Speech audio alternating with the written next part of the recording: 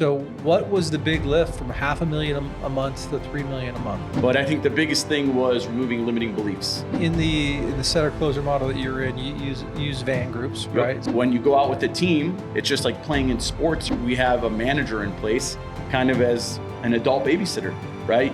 That doesn't work for everybody. So you're really messing with your own psyche by throwing up wood, right? You got to strike when the iron is hot. It's got to be systematic. And we have guys closing at 60, 70% following the system. The power of masterminds is real, right? But the day you stop learning, you start dying. There's no faster way to grow than to copy the blueprint of people that have already done it. You knew you were going to grow it, but there's just one of those how we speed up the process. And that's really what you get involved for door-to-door experts for. It's really fun to watch other people grow, and it's very rewarding to me.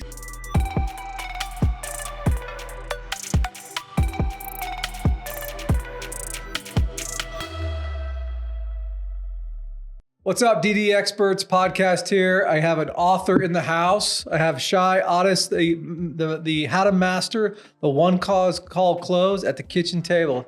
Good to see you, man. Good to see you. Thanks for having me. Yeah, great. Glad you're here. You're also a member of our DDD tribe, our whole mastermind, everything. So let's kind of just we'll get to the book here. We'll give you some love on the book. Let's get to what industry you're in, how long you've been in it, how'd you find DDD Experts, and kind of just tell a little bit of history and story. So tell us what you do. Absolutely. So I'm in the home service industry, home improvement. We sell roofing, lifetime warranty paint and stucco, windows, patios, pavers, turf, solar. So everything on the exterior of the house. Been in the industry 15 years. No bug spray. Do you clean pools? No pools. Okay, all right. Got everything else covered. Everything else covered. All right. Now, how long have you been in the space? Been in the space 15 years. And how long have you been running your own shop? I've been running my own shop for about 7 years now. Okay. All right. And so this is in sunny San Diego. Yeah. Okay. And so we started working together with DDD Experts right around Door-to-Door Con, so January-ish. Yep. So how did you find us? So I've known about Sam Taggart for a while, been following him on social media, broke up with an ex-business partner last year and switched over to working with Ty. And, we took the opportunity to say, hey, let's go to this door-to-door con, see what it's all about. I truly believe that being surrounded by like-minded people and having mentors and coaches is the fastest way to growth.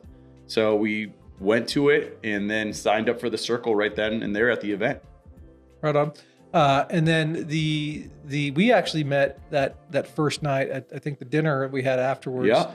Where what was the place we had? We had tacos, I think. It was like a Mexican place. Yeah. So, and then at the time, this business with Ty, I feel bad he's not in the room, but he didn't write a book. So we give him love though. Okay, we'll give him love. Ty, we'll give you love. That business is relatively new. When did you start with him? So we opened up those doors last week of May 23. Okay. And so you get to Door-to-Door Con, monthly volume. What were you guys doing? So I think by then we were doing $500,000-600,000 a month. Okay, and now?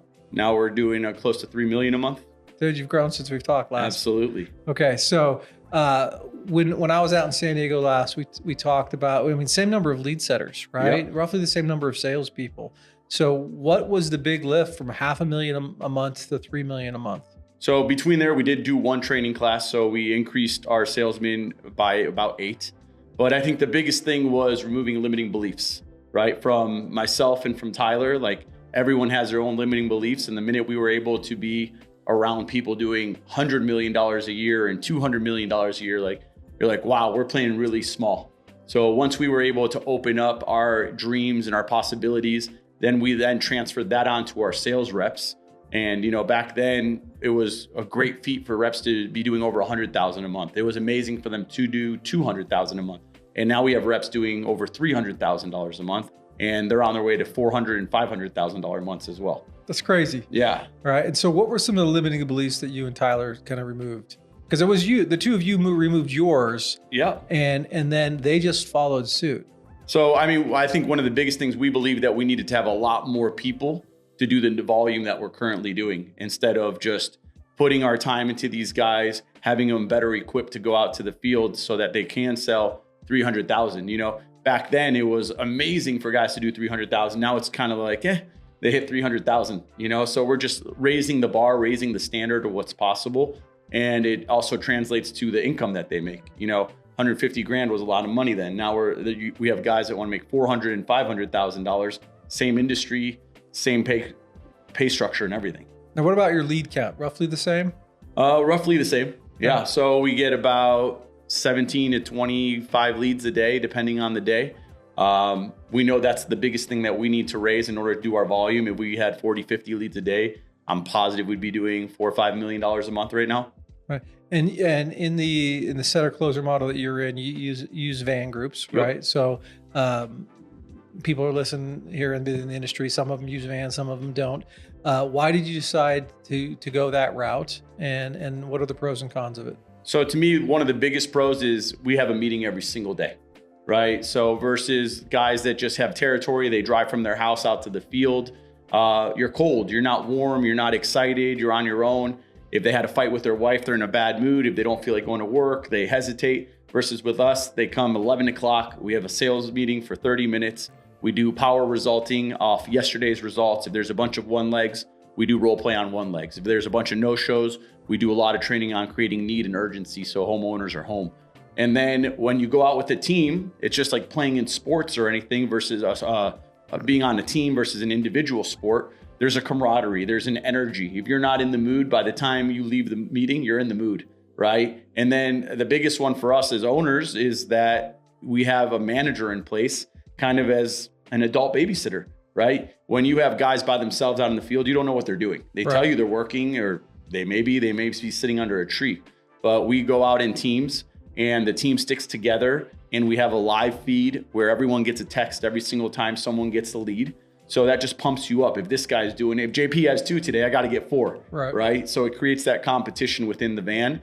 And then they get to come back together and they get to kind of, an after action review. How was your day? How many leads did you get? How could you have gotten more? What was the objection you heard the most today? And it lets them, kind of feed off each other. If someone keeps getting stumped by the same objection, when you're in a car group with 6 other guys, you can tell them, hey, what do you say when they tell you I got a guy? And what do you say? And then, you don't have to reinvent the wheel. You get to plagiarize the lines that work for other people. So I know people who are watching are probably thinking, okay, but how do you pay those? And I know you pay people for the car ride, right? So we don't want to get into the complexity of differential equations and how compensation in door-to-door is, but you pay them for the meeting, for the car ride to and from. We pay them from 11 to 7 o'clock. They get to the office at 11. We get back from the field at 7 o'clock and they get to go home. So they're paid hourly from 11 to 7 every single day. Okay. And that obviously helps the come to the office, get in the car, and they don't have to use their own car. They don't have to use their own gas. You do get to control those car rides. So that's great. And I think you're close to 2 vans. You have 2 vans now? We have 2 vans. We have a 15-passenger van and we have a 7-passenger van, and we're on our way to buy another 7-passenger van. That was your wife's converted minivan? That was my wife's converted minivan. So there we go. All right. So now you sell many things on the doorstep, right? And so that doesn't work for everybody. No. Because it's a lot. It's confusing. Talk to me how you've trained your reps to walk up to a home and not be the, open up the jacket, sell a watch kind of salesperson, right? How do they read the situation to decide what they're going to knock? Absolutely. So knocking, as opposed to telemarketing, you get to be there live in person. So you get to physically see the house. So we teach them 7 things to look for on a roof: blown out ridge caps, missing shingles, exposed fiberglass mesh, too many layers, et cetera, et cetera. So they always start from the top down. So if they look at the roof and the roof's in good condition, then they go to the paint. Is it peeling, chipping, cracking? Is there stud cracks? Is there sill plate damage? Is there dry rot, termite damage? If that's okay, then they go to the windows. Do they have missing windows, broken windows, missing seals, foggy windows, whatever it may be? So even though we sell other products, we only let the canvassers canvas for those 3 products, because those are need to haves. We can create a lot of urgency, especially as a one-call close for our sales reps. If you have a leak in your roof, we can get you to buy a roof. Versus turf and pavers, those are nice to have, right? There's not that much urgency on your dead grass that's been dead already. It's you want to have nice grass, you want to have turf. So we call those more reload products, meaning once we sell one of our core products, roof, paint, windows, then they can go back and reload those nice to have products. Salespeople go back, not the setters. Yes. So the setters just create the appointment always for the next day or even same day. And then we send sales reps the next day. They know they're going to see Tom and Nancy 4 o'clock for a roof lead or paint lead or whatever it may be. So let's talk about the same day culture. in this industry, it's all about speed to lead, and then the show percentage or the demo percentage of those leads. And we all know, if I talk to you on a Monday to set an appointment, if I set the appointment on Friday, you're not going to be there. You're not going to be there. Yeah. You'll be lucky to be there Monday night, let alone Tuesday. But every single day, there's a percentage drop off. And yes, the quality of the setter, the conversation, there's a lot of things that could change Absolutely. That factor. Like really, really good people can set a 2-day out appointment and have no problem. But somebody knocks a door and they can't do today or next day. What you don't even allow them to set past? So we let them allow 72 hours out. Okay. After 72 hours, we still let them set it. However, we also have a confirmation department in between. So every single lead that a door knocker sets up goes into our CRM and they get talked to on the phone, because we know door-to-door guys are hustlers. They're just trying to get appointments. So we scrub it through the funnel with a confirmer to make sure, there's a need, there's urgency, both homeowners are going to be there, and they set the stage. If the lead is set out more than 72 hours out, we will talk to them on the phone again. And if we can't get you, today's Tuesday, if you set up an appointment for Friday and we can't get you on the phone Wednesday or Thursday, we're not running that lead. Do the appointment setters get bothered about that? Because some people, don't call my leads, or that was a good lead, or do they just learn not to set that far out? They learn not to set it out, and that's how they're taught. So they don't know any different, and it's never really been a complaint. And if the lead, like you said, if the lead's real and you set up for Friday, it's going to call and confirm, because we also coach the guy to tell them that the confirmer is going to be calling, right? Because most people, if they don't know the phone number, they're going to ignore all day the phone calls. But we coach you, hey, in the next 5 to 10 minutes, your phone's going to ring. That's my office. If you don't answer the phone, there's no appointment, and they're going to send me back to knock on your door. It's a polite threat to answer the phone. Now, we had you train on our mastermind call last week or the week before, and it was great. I mean, the content was flowing, and I think we had to turn you off because it was just people had more questions, and it was just more and more content. So I know that you are a very systematic trainer, which obviously helps your salespeople and your appointment setters to kind of follow the process. When you're setting 17 to 25 new appointments a day, you probably set 50 if you allowed, further out stuff. Do you feel people are not setting the appointment because they know it's not going to confirm? They're not setting crappy leads, which happens a lot in this industry, where you get the lead just so you say you got the lead, but everybody knows that's not showing up. But they know the confirmation process, so they don't set crap. A lot of times, absolutely. We tell them you can't take the claps to the bank. So if you're writing up leads to get claps at the meeting the next day, go to Wells Fargo, go to US Bank, tell them, hey, here's my claps, pay me. Right. It's not going to happen, right? And I also tell them, more than anything, you're messing up your own head, because in your head, you think you have 3 appointments for tomorrow. 2 of them are wood. They're not going to go anywhere. So you just pump the brakes because you're like, I'm cool. I got 3 for tomorrow. Instead of, I have 1 real appointment, let me go get 2, 3 more so I have a full day. So you're really messing with your own psyche by throwing up wood. And your setters get paid some commission on those sales, which is why they're thinking like that. Talk to me about, you call them reloads. These are basically upsell opportunities where you sell me a roof.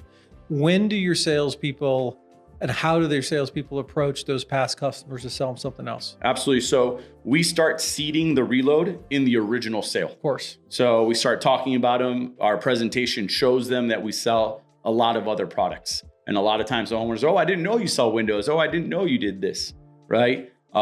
Day of the tear off for a roof, we send our reps back to go do an inspection of the tear off with the homeowner. Plus, we can't see the wood, and we tell our homeowner very upfront that there's going to be an upcharge for the wood. However, it's not fair for me to charge you for 100 feet if you have 10. It's not fair to us to charge you for 10 if you have 100. So I'm going to come back the day of the tear off, measure the wood in front of you, and you will have to pay for the wood replacement.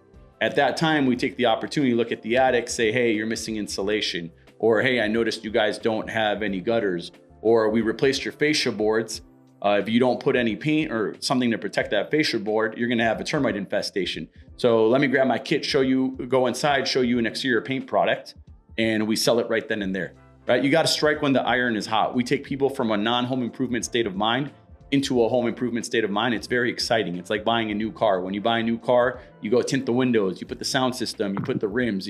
When the car is 4 years old, you're just thinking about getting rid of it. You're not going to put any money into it. So I like, especially like with our finance jobs, I tell them, you guys got to start reloading before the bill gets there in the mail. Because once the bill gets there, all they're thinking about is the bill to pay for this stuff. Right. So you got to upload or reload everything before the bills come. And how do you put that on their calendar, right? Because there's a lot of appointments. If your volume has grown from 500,000 to 3 million a month, your salespeople are busy. They're on lots of appointments. You have all the home improvement projects going on. How does a salesperson know that there's a tear off that day? Because half their day could be going to different. Yeah. So we have a CRM, Yep. and anytime we put notes, we have a production department that does all the job fulfillment for them. They don't have to do any scheduling or anything like that, and they get tagged in it so they know. We also have a dispatcher that gives you your leads all day long. So your wood upsell or your walk around will just be one of your leads. Okay. Also, we start leads at 10 a.m. So we try and do a lot of the walk around and stuff at 8 and 9 in the morning so that you don't miss another opportunity on goal, reloading your other customer. We also have like 10 o'clock spots. A lot of appointments are at 2 o'clock, 5 and 6 o'clock. So like if you get out of your 10 at 12:31, we'll set you up for a 1 o'clock before your 2 o'clock, or we'll set you up for a 4 o'clock and then let you run your 6 o'clock. So we work with the guys so that they don't have to miss new opportunities to go back. But a lot of the times they would rather go back to their customers because they already know, hey, I'm going to go sell this guy a $25,000 paint job instead of going to some guy they've never met before. So when I look at my schedule for Thursday and there's 7 appointments or 5 appointments, 3 of them could be knocked yesterday and 2 of them could be installs or something that's going on. And so that's just put on their calendar. So just manage that. Okay. You also don't get your schedule for the full day. We only give our reps 1 lead at a time. So tonight at 9 o'clock, you're going to get your morning lead tomorrow morning. You will run that morning lead. And then if it's a no-show, you'll call the dispatcher, let them know it's a no-show. If you're in-house and you don't sell, at 2 hours later, you're going to call, give us the measurements, their highest price, your lowest price, and the objection. If you sell, you're going to call us after and let us know everything that went on with it. Reason we do that is you can go to a 10 o'clock and I can give you a 1 o'clock too, but you're at your 10 o'clock, they bring out the photo album, you're there till 2:30, you missed your 1 o'clock appointment. Or you can go to your 10 o'clock, it's a no-show, and then we have another rep down the street at 11 o'clock, go join him and make some money. So a lot of times we do double up our reps in-house. So how do you control, do you give customers windows then?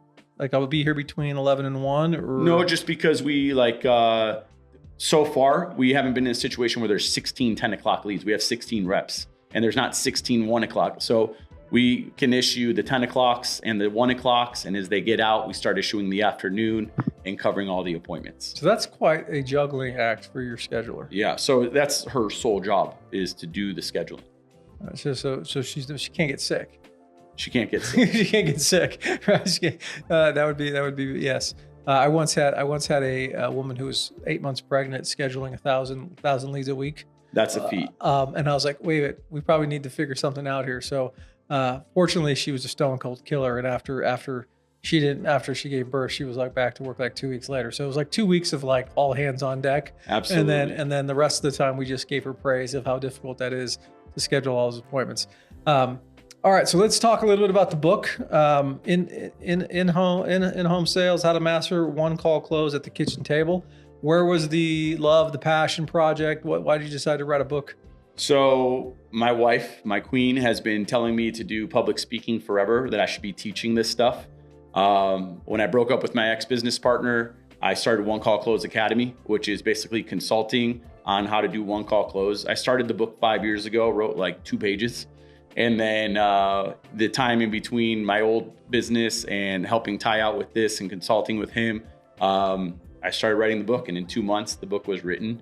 And you ask the guys that we train, like it's literally our training in paper, like step by step by step by step. If you sat in one of our 2-week training classes, like it's right there, 152 pages. So it's on my bedstand, but there's another book on top of it that I'm currently reading. All right, so I'm almost there. So we're almost there. I haven't read it yet. And having watched you train and have been to your office and listened to you, do have a very systematic way of doing things, which can, for some people that doesn't want, the innovators of the world is like, no, there's always 3 ways to do it. There is. But for some of us, I think me and you are very similar here. I only do it one way. Yeah. And if it works for me, it works for me. If it doesn't work for me, I'll go find my next person it works for. So talk a little about why for you keeping it simple of this is, I mean, you can, the fact that you can write your approach in a book and say, here it is. some people's brain can't get because then when you're done, you're like, well, I kind of do it differently sometimes, right? And it's not the exact truth, right? So how in your way, when you train people, why is it important that you just give them, here's the ABCs on how to do it? And what's the success of that? One is because it works. In 15 years, we've produced hundreds of millions of dollars in sales. Two, it's got to be systematic because we're training so many guys. And if everybody pitches a different way, what are you doing in the sales meeting, right? Yesterday, I had Miguel come to the Airbnb and we had 4 of our reps here. And I told them, set the stage. And they're all verbatim, almost, like militant. And that's our system and it's what works. And then when you have everybody together at a meeting, you can go over your system and everyone's picking it up. Just like today, you showed us the 7 steps, right? So I have 10 steps. And if they all follow these steps, then we can do training, we can do power resulting. But if everyone pitches completely different and some guys have no system whatsoever, they wing it every time is different. Like, how do you play? If LeBron James practices shooting free throws right-handed with a coach, and then in the game he shoots left-handed, what's the point of the coach? Right. So it's got to be systematic so you can work on it. And we have guys closing at 60, 70% following the system. Yeah. And the value of having a structure is, because I taught 7 steps of making a sale today at our boot camp. And we know that once you get into a home and you're building rapport, that rapport they bring out the photo album, right? And you start like, oh boy, this is going to go, what's my step 2, right? I got to identify a general problem. And so you have to transition from what you're doing to the next step. And so when you get off target, because there's the ideal pitch when you get into a home, but then the customer just takes it a different way. Sure. But you have to know where you're going next. How do I get back to step 3? What is the flow of my pitch, exactly. Right? I don't need you to be a robot, and I don't give them sentence per sentence, but we give them a flow of the pitch. What happens next? What happens next? So they can free think and have that conversation and pet the dog. And here comes the little boy and talk to the son, and then they know where to go. Right. But if you're worried about what comes next, it's a lost cause. Yeah, it's a roadmap. It gets you. You're doing the family planning on a map for a vacation. You know where you're going to stay every night. You don't know where you're going to eat every day. You don't pick, right? And so that's kind of the steps. All right, so let's talk about the value for you and Tyler of joining our mastermind. You're here for a boot camp. You brought some of your guys this time. Yeah. So you were here, I think, initially in January. Yep. You stayed after DoorCon. Is that right? No, you went back and then you came back. And then we came back for the February one. We've been to every single one this year, I believe. Right. And so now your guys, I just was told that your guys they all joined the league. Yeah, they all joined our. We have 2 masterminds here at DDD Experts: the Circle, which is for business owners and CEOs, and then what we call the league for our sales managers and sales reps. And obviously they're making the money to support that decision. And we already know what's going to happen, right? They're going to elevate. They're going to get in. They're probably already competing in our competitions. Yep. Did they compete? They're in the NKL. Okay, how they doing? They're doing well. Did you guys lose or win the first? Weren't you in the finals? The first one they won. They won. Okay. What's it called? The first one? Not Survivor. That's the one in the fall. Not NK National. I'm blanking on the grit. No, was it the grit? They won the grit. They won the grit. Which are contests we put on as for our mastermind members, especially for people that aren't institutionalized. You have one sales team, right? You have one organization. Then they can compete against their buddies, but allowing them to compete against roofers in Georgia or roofers in Texas, that was the whole. Absolutely. Instead of competing against each other, they rise together as a team, support each other to go knock out these guys they've never even met before. Okay. So let's talk about the commitment to be. Now, not all of our mastermind members come to every event, and when we have people join our masterminds, what I tell our team constantly is people join for different reasons. Sure. Some people literally join just for the contests, or the competitions, because those 3 competitions will drive their sales enough to 3-4x, pay for the cost of the mastermind. Some people come because they actually need the education. And so they come to an event, they come to our sales boot camp that we're having, and they learn, or they bring some people. What did you think you were going to get out of the mastermind personally, right? And now you've come to every event. What are you getting out of it? So what I thought I was going to get really at first was, to meet the famous Sam Taggart, that's what drew me to it. And then, I've learned I'm also in a real estate mastermind. What I've gained from that, like the power of masterminds is real, right? Being around like-minded people that are, like we said earlier, doing 100, 200, $300 million a year. I mean, there's something to be learned from that. If you pretend to know it all and don't seek more information, then you're dying. The day you stop learning, you start dying. Right. So to me, it was just to continue to learn. For me, it's reinforced a lot of how much I already do know, not to sound cocky or anything, but like I've been doing it 15 years, and the support that I get from you guys, like on the book and my trainings and my social, has been amazing. And I think the biggest one for me, it's every month or 2 months when you see these guys, you just go rejuvenated into your business, into the consulting company, into title, and you get new ideas. We have you, talking to you every couple of weeks rejuvenates me. It gives me energy to then go pour into my other people. So masterminds in general, right? I think there's different levels. Like our circle mastermind is for business and CEOs, and we do business owners and CEOs, and we just had the deep dive, and I'm assuming you went out to North Carolina, and there was no sales talk at all. None. That was all mindfulness. Tracy and I gave a whole thing on biohacking, but what we left with that was just as valuable as coming to a sales summit. And I was pissed. I had flights, and then after kind of baseball shook I knew out, you had. I'm like, JP's not here. Baseball tournament. All three of them had turned. Like there was nothing on the calendar, and all of a sudden I'm like, that's 12 games for my wife. Like we can't do this, and I don't like missing. I'm missing tomorrow, by the way. I'm missing some games. But you got your app. You got your app. But I'll be training. I'll be training all day. So Friday I'll be missing games, but I'll catch them on Saturday. But the point is, I had to cancel my flight and not go. And it's all mindfulness. I was super stoked for that whole thing. But we pay for the venue. We bring in all the speakers, our mastermind members. They just got to get there, and we provide that value. We do that 4 times a year for our Circle Mastermind, and then you get unlimited access to coming to all our boot camps throughout the year here at the event. So you've been to everything. You knew the value of a mastermind from being a real estate mastermind. So the decision was easy for you. Where others who are watching this are like, I always wanted to be in a mastermind, but the 5 or 10 or 20 or 100 or 30, whatever it's going to cost, always kind of limits people's thinking. And I think there's an entry level price point of masterminds for everybody. It's kind of like, I don't have any tattoos because I know if I get one, I'll probably have 100, right? Because I hear once you get one tattoo, it's kind of this addictive thing. And I think the same thing goes for masterminds. So for people who are listening to this that are now thinking, well, that guy, he's in multiple masterminds, that costs a lot of money. What would you tell those people on those who are hesitating to join? Don't have to join ours, right? Like join something around like-minded people so you can kind of elevate yourself. What would you tell those people? Do it. I mean, if you have any inkling, then you have to go. Where there's smoke, there's fire, right? And if you're having inkling to join a mastermind, or you've been hesitating and you've been playing around with the idea, then that's your signal to go. It's the most important thing. Yesterday we're hiking up a hill, and they said, whatever comes up to you, whatever pain, you got to lean into it and think about it. It's telling you something. So if you are looking for growth, there's no faster way to grow than to copy the blueprint of people that have already done it. And that's what masterminds do. You don't have to figure it out on your own.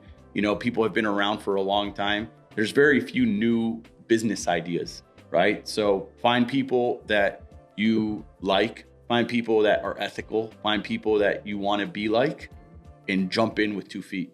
Yeah, one of the benefits I have here is I get to pick those customers or clients that sign up for consulting, right? Sure. I do a discovery call for everybody. And as long as it meets my skill set, I get to decide whether or not I want to work with that group or not, because as you know, there's some people you've probably consulted. You're like, I can't believe I'm doing this, and they could pay me 5 times what they're paying me now, and I'm not going to do it again, just because it's just a hard. Yeah, it's like pulling teeth. They don't get it, or they don't have the same thing. But so one of the things I noticed about you and Tyler, and people ask me, when you go consult companies, what are you really doing?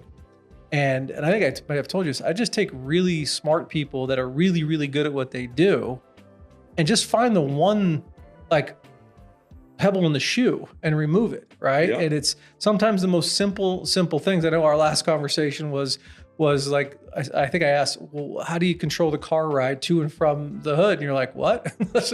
No, that was massive. That was massive. We came up with a plan and a day of the week, what they have to talk about each week. And it's working. Right. And it's just like, it's that's what we do as consultants at DDD Experts is, these guys are 15 years, started a new business, new partner with Tyler, and you knew you were going to grow it, but it was just one of those, how we speed up the process is like, well, these guys are really, really good, as a baseball example, but they're overstriding. They're just doing one thing that they didn't know. And part of being from Utah, it's just kind of inbred I'm not from Utah, California, but being in the industry is there's just certain things that you always do when you run sales meetings is you just assume everybody knows. And in your guys' scenario, it was such a low hanging fruit. It's like, I always go back to that old man who gets called in to fix this boiler in this room, and he goes and he looks at it and he hits it with a hammer and it fixes it, and he sends a bill for $10,000. Have you heard of this thing? I have not. Okay, so he sends a bill for $10,000, and they go, $10,000. So they say, please send an itemized invoice, and he says, use of hammer, $3. Knowing where to hit, $9,997. Love it. Right, and that's really what you get involved for Door-to-Door Experts for. Is it's not a heavy lift for the right people. It's like, oh, they're really good at 95%. They're just missing the one thing that's going to cause their business to explode. And so you guys are really, really good, and I have no doubt you're going to go from 3 million and beyond. But back to the mastermind topic. So your guys show up, and they just today at lunch, they joined our elite mastermind, which is a little bit different than our circle piece, where they're going to get some like-minded coaching and experience being an elite. If anything, what are you going to tell them on how to maximize that time in that group? Participate. The biggest one.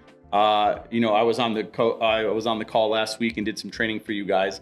There was maybe 30 people on there, and I'm sure you guys have a couple hundred in it. So a lot of people are missing the opportunity to get that spark of energy. You start the call at 7 a.m. California time, and before you go out to the field, like, there's no way you're not going to do better that day and the rest of that week without being on that call. Even a lot of times you may not hear something new, but it's a reminder. Every now and then, Kobe Bryant, LeBron James, they had to go back to basics, right? They know how to shoot. They know what they're doing. What did I just say? The number 2 pick in the NBA draft just had no points. He was 0 for 17 from the field, 0 from 7 for 3 or something. Like, he's still the number 2 pick. He's still going to have a great career. For sure. Right? And he's going to have bad days.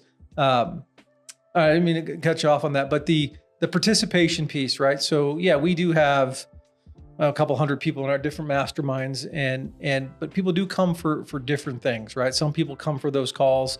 Some people come from the deep dive. Some people come for the competitions we run. So you're going to tell your guys to participate. What else are you going to tell them to do to stay involved? I mean, a lot of it will be to be on the calls, to participate, to compete. I'm also going to tell them to take what they learn and bring it to the rest of the guys. We have 16 more. We have 16 reps. It's only 4 of them. So I'm very confident that once these 4 come back on fire to the office on Thursday and share with everyone what's going to happen, there's going to be a couple more that trickle into. Well, maybe we should set up a commission structure for them so they go back. I mean, 100%. And then when you go to Mexico, I'm going to have to close the office for the week because my whole sales team is going to be in Mexico with you guys. So. That would be awesome. If it'd be, yes, I don't know. Well, then we'd have to get your setters to enjoin too, because then they can't work that way. Exactly. Right? So I don't want to cost you money. All right. So what's next, right? So we're middle of July here. I don't know when this will air, but we're middle of July. You're having an exceptional year, right? Yep. Probably above your wildest dreams. What's next?